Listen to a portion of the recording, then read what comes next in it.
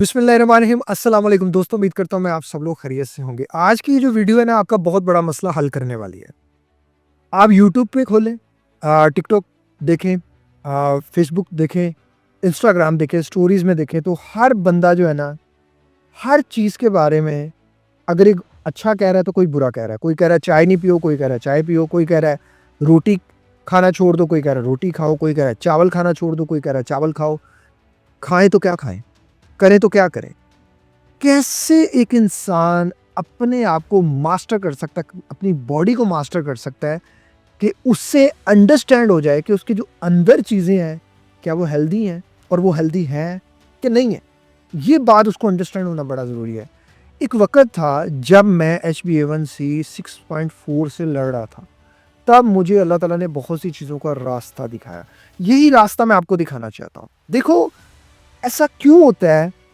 देखो, मैं यहाँ किसी डॉक्टर को बुरा नहीं कह रहा। जो कह रहा है ना रोटी खाओ और जो कह रहा है रोटी नहीं खाओ, वो दोनों सच्चे हैं। आपने कितनी खानी है, कब खानी है, ये आपने डिसाइड करना है। इसके लिए मज़हब की रहनुमाई ले लें, क्योंकि मज़हब की रहनुमाई में 2 वक़्त का खाना ही है। उसमें आप सल्लल्लाहु अलैहि वसल्लम के दौर में चावल नहीं थे, चावल होंगे भी तो डिफरेंट कबीलों में थे, तो चावल का तो वहाँ वो ही नहीं है। और बात रोटी की आ गई तो जो गंदम हम इस्तेमाल कर रहे हैं, उसमें तो पता नहीं कितने-कितने एक्सपेरिमेंट्स हो चुके हैं, और यही वो गंदम थी जिसे जो है वो खा के हज़रत आदम अलैहिस्सलाम जो है ना वो जन्नत से अ, निकाले गए थे। तो मैं इसलिए, अब चूँकि हमारे जेनेटिक्स में भी आ गई है, तो गंदम के बारे में ये भी नहीं है कि मज़हब में नहीं है कि आपने गंदम खानी नहीं है, हम गंदम भी खा सकते हैं। लेकिन तरीके को अंडरस्टैंड करना है, बातों को अंडरस्टैंड करना है कि खाना क्या है, थॉट्स को मास्टर कैसे करना है, गट को कैसे हेल्दी करना है। आपको और मुझे गंदम की डीएनए में हमारी आदत पड़ गई है, गंदम हमने खानी है, लेकिन तरीके से खानी है। वो तरीका क्या है, वो आप इस वीडियो में समझ जाएँगे। सबसे पहले अंडरस्टैंड करें कि कुछ चीज़ें हमें समझने की ज़रूरत है। जैसे मैं चाय नहीं पी सकता, मैं अब चाय पीना शुरू हुआ हूँ, बड़ी सीक्रेट है इसमें, जो है ना सीक्रेट क्या है कि मेरा गट हेल्दी हुआ है, तो मैं इतनी चाय पी रहा हूँ और अल्हम्दुलिल्लाह मैं पी सकता हूँ, क्योंकि मैं चाय लवर हूँ। मैं इतनी सी चाय पी रहा हूँ विदाउट बहुत ज़्यादा दूध, थोड़ा दूध और विदाउट जो है ना वो चीनी। इतनी सी मैं पी रहा हूँ रोज़ाना, और 2 कप मैं कॉफ़ी पी रहा हूँ, विदाउट उसके जो है ना वो मिल्क है, ब्लैक कॉफ़ी। मेरा भाई माशाल्लाह अल्लाह ताला उसे सेहत देता तो इसलिए वो मेरे से छोटा है, और माशाल्लाह वो एक दिन में 3 बड़े-बड़े कप जो है ना वो चाय पीता है, और चाय पी के वो सो जाता है। आपने भी देखे होंगे, बड़े लोग देखे होंगे, चाय पी के फ़ौरन सो जाते हैं। मैं नान खा लूँ, मैं कभी-कभार तो खा सकता हूँ, मंथ में 1 बार खा सकता हूँ, 2 बार खा सकता हूँ, हार्डली 4 बार तक मैंने नोटिस किया कि मैं खा सकता हूँ। लेकिन 5वीं बार खाऊँगा ना, मुझे नान बताएगा। लेकिन डिपेंड करता है मेरी एक्टिविटीज़ क्या है। ये जो बातें मैं आपको समझा रहा हूँ ना, इसको समझो ज़रा। मेरा भाई है माशाल्लाह, वो रेगुलरली बेसिस पे नान खा सकता है। मेरा एक फलाँ कज़न है, वो रोज़ाना नान खाता है। मेरे दोस्त हैं, वो रोज़ाना नान चने का नाश्ता करते हैं। सेम एज है, हाइट भी लगभग थोड़ी कम ज़्यादा हो सकती है। बॉडी भी आप कह सकते हो कि शायद वो मेरे से थोड़े बल्की हैं और मैं थोड़ा उनसे स्लिम हूँ। अब ये चीज़ें सारी कह सकते हो। इसके लिए आपको अंडरस्टैंड करनी पड़ेगी एक चीज़ को, जो इसी सिलेबस का हिस्सा है। सबसे पहले आपको समझो कि कैलोरी क्या है? कैलोरी होती है एक बेसिक यूनिट ऑफ एनर्जी। अब किस बंदे को कितनी कैलोरीज़ रिक्वायर है, वो कैलकुलेट करना बड़ा ज़रूरी है। उसके लिए आप ईज़िली जो है ना वो इंटरनेट पे कैलोरीज़ कैलकुलेटर निकालो और अपनी बॉडी के अकॉर्डिंग कैलोरीज़ डिसाइड करो कि मेरी इतनी ये बॉडी है, ये मेरी एक्टिविटीज़ है। अब उसके लिए सबसे पहले आपको अपना बेसल मेटाबॉलिक रेट कैलकुलेट करना पड़ेगा, बीएमआर। अब बीएमआर क्या होता है कि हमारी बॉडी जो है ना वो रेस्ट हालत पे कितनी एनर्जी खर्च कर रही है, ये बड़ा ज़रूरी है। उसकी कैलकुलेशन के लिए डिफरेंट फार्मूले हैं, वो फार्मूले आपको इंटरनेट से आसानी मिल जाएंगे।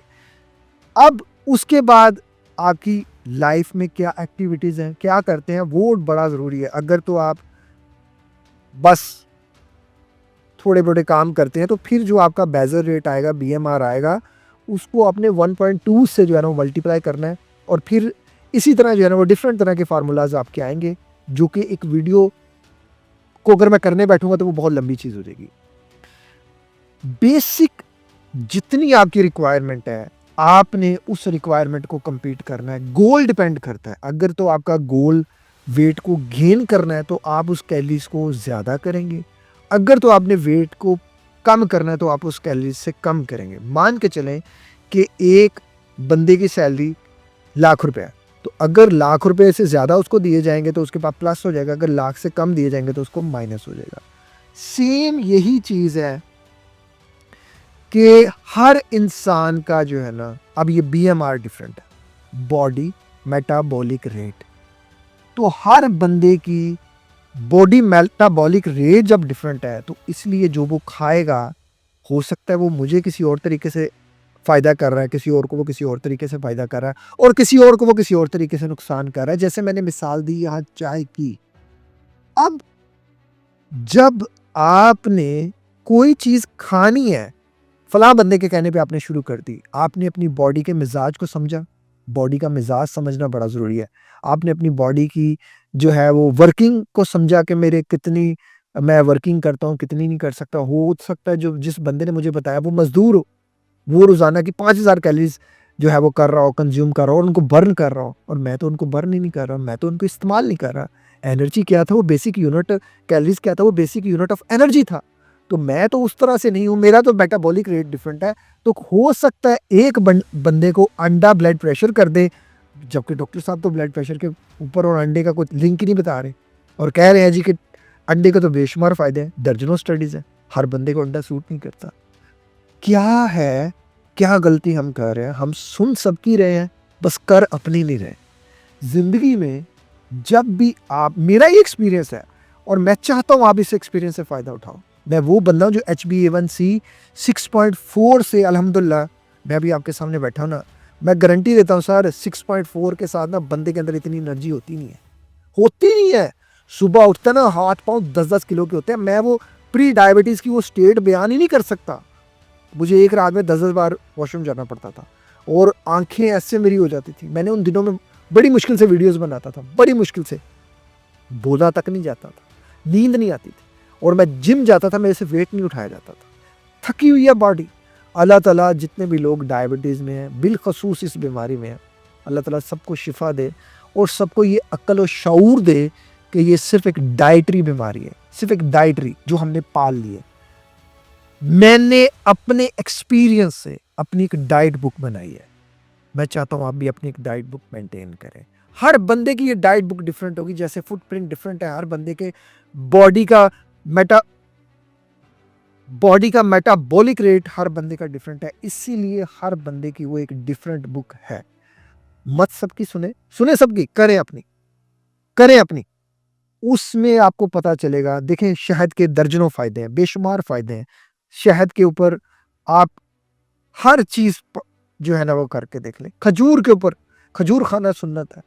आप जो है वो इसके ऊपर आ जाएँ, गंदम के बहुत से फ़ायदे होंगे, चावलों के बहुत से फ़ायदे निकल आएँगे, बड़ी चीज़ें होंगी, फ्रेश फ्रूट्स के बड़े फ़ायदे आ जाएँगे, बड़ी चीज़ों के फ़ायदे आएँगे। लेकिन आप ज़रा समझो, जैसे मैंने समझा अपने आप को, अगर तो मैं जिम करता हूँ ना, तो मैं रेगुलरली बेसिस पे 8 से 10 अंडे खा सकता हूँ, अगर मैं जिम करता हूँ। मैंने एक लिमिट देखी है।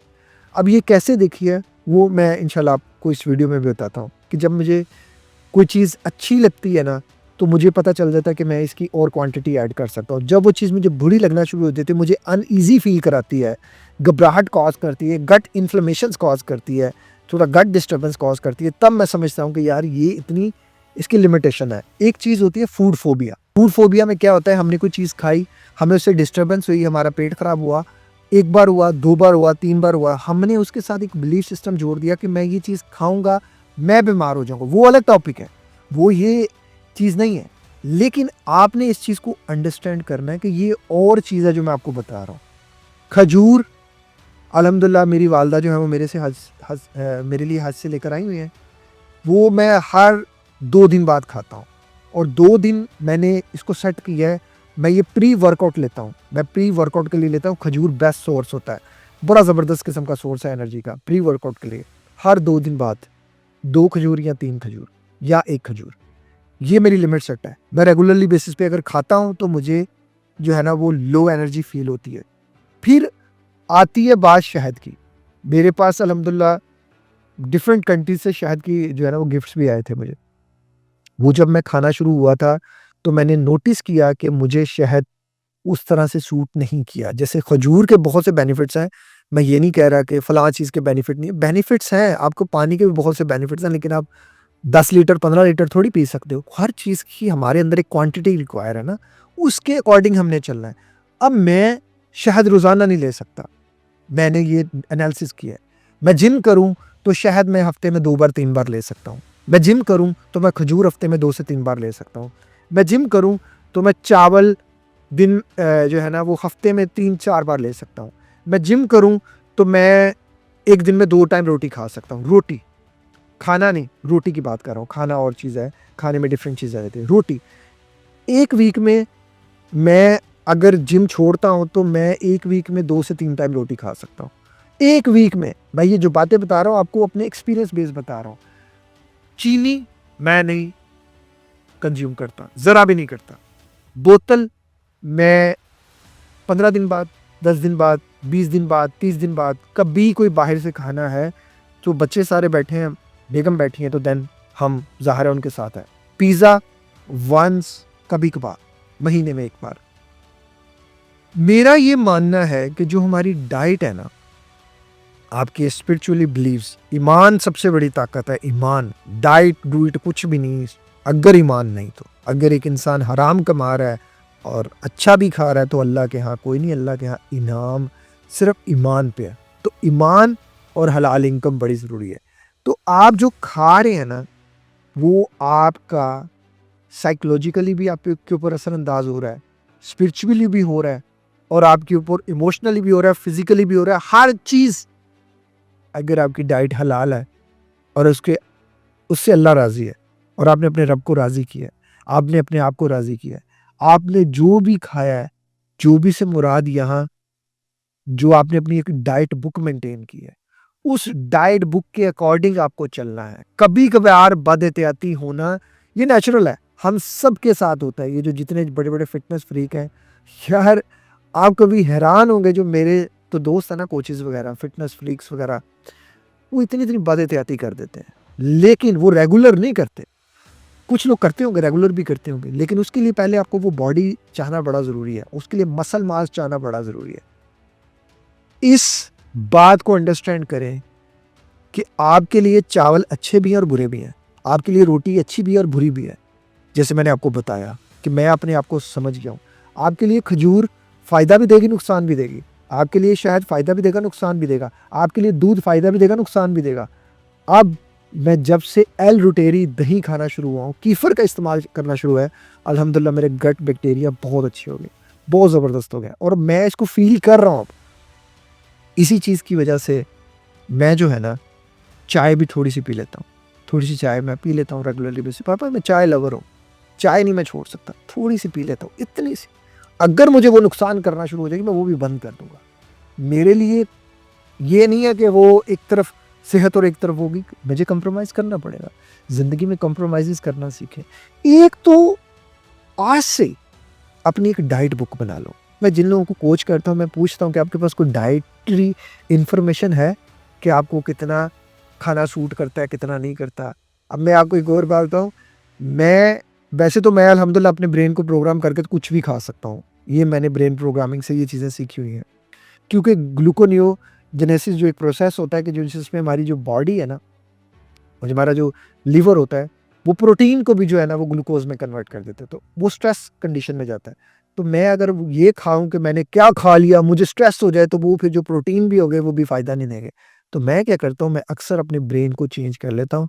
एनएलपी टेक्नीक से ब्रेन प्रोग्रामिंग करके बहुत सी चीज़ें अक्सर मैं कर लेता हूँ। कभी मैंने बद-एहतियाती कर ली, कभी कुछ चीज़ें कर ली। ये सब एक नॉलेज है, और इसको हासिल करना बहुत ज़्यादा मुश्किल नहीं है। आपको एक डाइट बुक मेंटेन करने में कितना टाइम लगेगा? अच्छा, आज मैं आपको इसके शुरू के कुछ स्टेप्स बता देता हूँ। आज मैंने सुबह नाश्ता किया चाय पराठा। चाय पराठा खाकर मेरी 3-4 घंटे में अनईज़ी रहा, थोड़ा-सा डेज़ी रहा, मुझे ब्रेन फॉग रहा।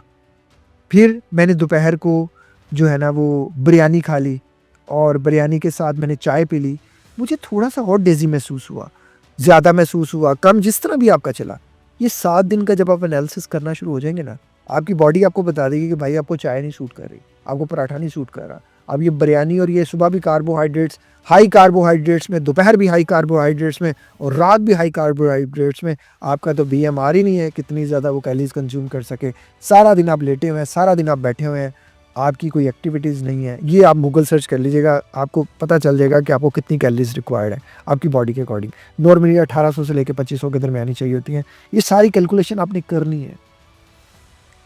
अब ये बातें आपको जब आप 25 प्लस हो जाएंगे, बल्कि 20 से ही ऊपर जाना शुरू हो जाएं, ये चीज़ें पल्ले बांध लें कि मेरे पास एक डाइट बुक होनी चाहिए। वो डाइट बुक मुझे पता हो कि मैंने ये क्या करना है, क्योंकि आपका हेल्दी गट आपकी हर चीज़ को हेल्दी रखेगा। अगर आपके पास कोई इन्फॉर्मेशन नहीं है, अन्नेवाह खाई जा रहे हो, बिला वजह खाई जा रहे हो, तो खुदा न खास्ता बहुत बड़ी-बड़ी प्रॉब्लम्स में आ सकते हो। अगर एक गाड़ी में गंदा फ्यूल डालते रहेंगे तो एक वक़्त आएगा उसका इंजन सीज़ हो जाएगा, वो नहीं चलेगी आगे। अल्लाह ना करे आपको कभी कुछ हो, अल्लाह ताला आपको हमेशा सेहत दे, तंदुरुस्ती दे। But please being a brother मेरी बात मानिएगा, मुझे कमेंट करके ज़रूर बताइएगा कि अब से हम एक डाइट बुक मेंटेन कर रहे हैं, और सिर्फ़ एक डाइट बुक मेंटेन करने से आपकी वो ज़िंदगी वो वहाँ चली जाएगी ना, जहाँ आप सोच भी नहीं सकते। हर चीज़ खाएँ, हर चीज़ से मुराद ये कभी-कभार, हर चीज़ चल सकती है कभी-कभार, बुरी भी, अच्छी भी, हर चीज़। समोसा भी कभी-कभार चल सकता है, पकौड़े भी कभी-कभार चल सकते हैं, कभी-कभार। लफ्ज़ कभी-कभार पे गौर कीजिएगा, रोज़ नहीं। रोज़ पे ध्यान दीजिएगा। कभी-कभार चीट डे रखिए, लेकिन रोज़ नहीं। हर दिन संडे नहीं होता। अपना बहुत ज़्यादा ख़्याल रखिएगा, मुझे दुआ में याद रखिएगा। एक और ज़िंदगी के नाम के हॉस्पिटल के लिए दुआ कर दीजिएगा, और मुझे दुआ में ज़रूर याद रखिएगा। अपना ख़्याल रखिएगा। अस्सलाम वालेकुम, अल्लाह हाफ़िज़।